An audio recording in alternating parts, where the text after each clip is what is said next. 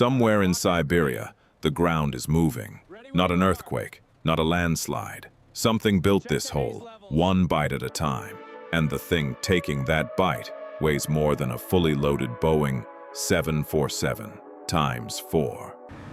This is the BelAZ 75710. It has no seatbelt for fame. No one names their children after it. And yet, without machines like this one, your phone wouldn't charge, your car wouldn't start, and the building you're sitting in right now might not exist. Look closely, and the paradox deepens. A machine built purely for brute force runs on a control system, more complex than most commercial aircraft. Thousands of sensors, watching every corner of a body the size of a house. For most of human history, we moved rock the way we moved everything else. By hand, by animal, by muscle. Then, in a single century, we built a machine so large it needed its own airport-grade tires and enough electrical wiring to power a small town. Why would anyone need a single vehicle capable of hauling the weight of 300 family cars in one trip? The answer isn't about ego or record books or Belarusian pride. Although this truck holds a world record for exactly that. The real answer is buried in a question most of us never ask. How much earth does it actually take to make 1 gram of copper? 1 gold ring? 1 lithium battery? The number is so absurd, an entire industry had to reinvent its machines just to keep up with it. This is that story. In 1913, the largest hauling trucks in any mine on Earth carried perhaps 5 tons. A man could nearly outpush one, stuck in mud, with a shoulder and some stubbornness. By the 1960s, as post-war economies demanded steel, copper, and coal at unprecedented volumes, haul trucks crossed the 100-ton mark. By the 1990s, 200 tons. Each leap wasn't vanity, it was math. Bigger trucks move more rock per gallon of fuel, per driver, per hour. In an industry where the profit margin on a ton of ore can be measured in cents, that math becomes existential. 100 tons. By the early 2000s, 2 rival giants, an American firm and a German one, were locked in an unofficial arms race for the title of world's largest truck. Then, from a factory in Jodino, Belarus, a country better known for tractors than record-breaking machinery, came an answer neither of them saw coming. In 2013, BelAZ unveiled the 75710 and didn't just beat the competition.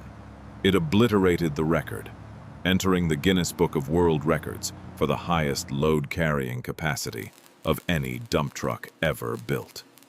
But breaking a record is easy to announce. Building a machine that can survive its own size, that's a different problem entirely.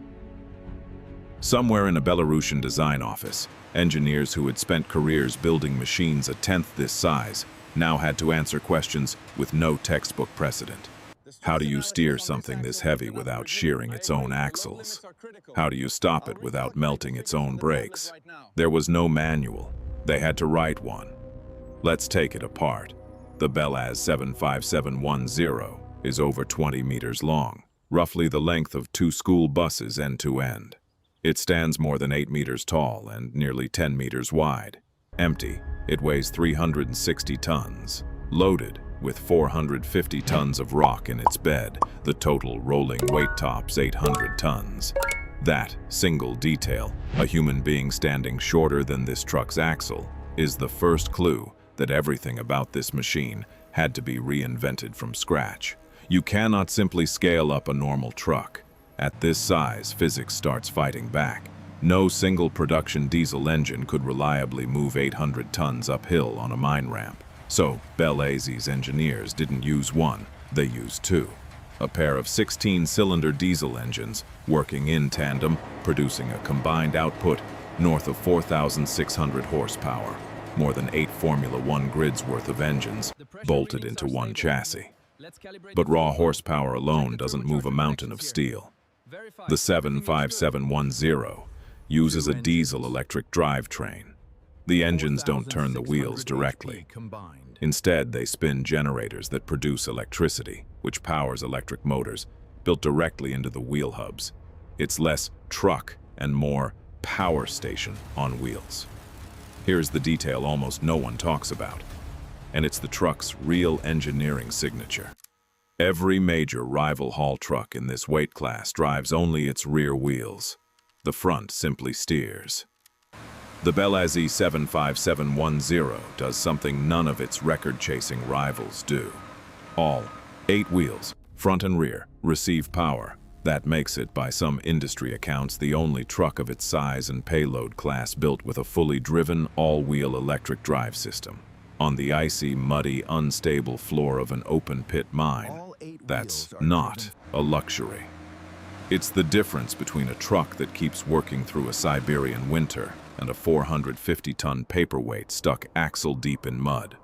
Tires exposed an entirely different limit. At the time of its design, no single tire on Earth was rated to carry this machine's weight per wheel position. Rather than wait for the tire industry to catch up, BelAZ's engineers mounted 2 tires at each corner. 8 tires total, splitting the load rather than fighting it. It's a solution that says something about this whole machine. When the tool you need doesn't exist yet, you don't wait for someone else to build it. You redesign the problem until your existing tools fit. High above all of it, one person sits in a climate-controlled cab, surrounded by camera feeds covering every blind spot a vehicle this size inevitably creates. It's a strange kind of solitude, piloting something with the mass of a small ship alone inside a machine most of the world will never know exists. Increasingly, machines at this scale are being fitted with autonomous haulage systems, GPS-guided routes, obstacle detection. No human hands on the wheel at all. The 75710 arrived at the exact moment mining began asking whether the driver's seat itself might someday be unnecessary. Fully loaded, the 75710 tops out around 64 kilometers per hour, deliberately slow. At this mass, speed isn't the enemy. Heat is. Descending a loaded mine ramp, the electric motors reverse into generators themselves, using the wheel's own rotation to brake the truck and bleed off energy as heat. A system similar in principle to regenerative braking in an electric car, but built to survive 800 tons of momentum, run after run, for years.